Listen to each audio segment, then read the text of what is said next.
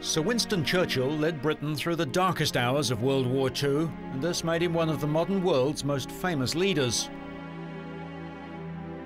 Does history repeat itself?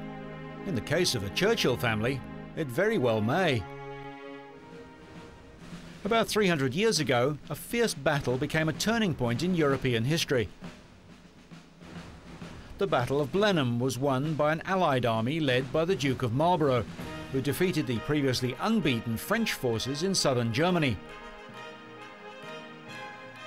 Outnumbered, but led by the tactically astute Marlborough and the Austrian Prince Eugene, the Allies broke through the heart of the French defence, and the rest is history.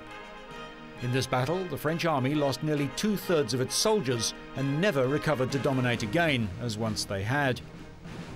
It's arguable that this great battle was one of the first steps in establishing the British Empire.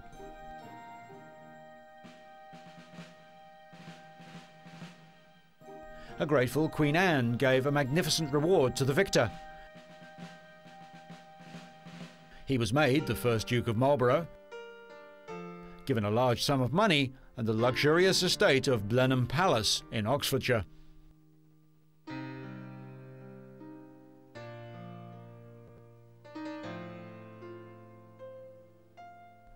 Like the Duke of Marlborough, John Churchill, a descendant was born who would again lead England's military to victory in the world's bloodiest battle, World War II, and his name was Winston Churchill.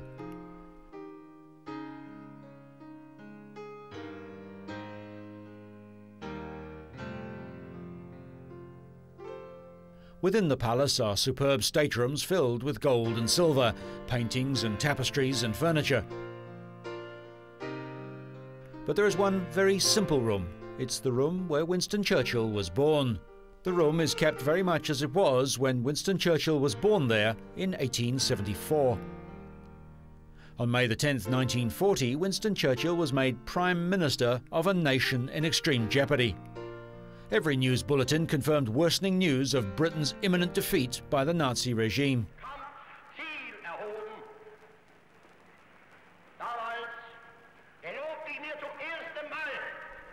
Churchill's biggest problem was the efficiency of the German U-boat or submarine fleets.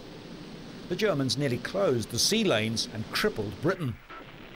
The threat to the sea lanes was a cause of anxiety, and Churchill once said, "The only thing that ever really frightened me during the war was the U-boat peril."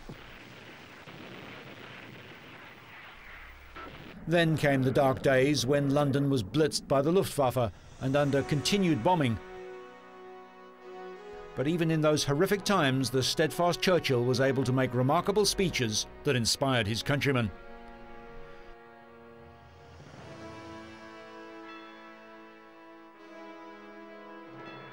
It was the fighting in the air that gave England its first break. The aerial Battle of Britain marked a turning point in the Second World War. During the late summer of 1940, Britain's Air Force repelled German attacks that were to have paved the way for invasion after the fall of France. It was the first battle of the Second World War that Hitler didn't win. Like his ancestor John Churchill, Winston Churchill sought assistance from Allied countries to help battle the Nazis' domination of Europe, and it was this combined effort that crippled the Nazi threat. This is the Livadia Palace in Yalta. The palace served as a summer residence of Russian Tsar Nicholas II. In February 1945, Churchill met his wartime allies, Roosevelt and Stalin. It was one of a series of conferences that contributed to the final defeat of Nazi Germany and Imperial Japan. This is the room where the historic conference of the Big Three took place. In the closing stages of the war, Churchill, Joseph Stalin and the US President Franklin D. Roosevelt redrew the map of Europe in this very room and led to the post-war shape of Europe. Once again, the Churchill family had reshaped Europe.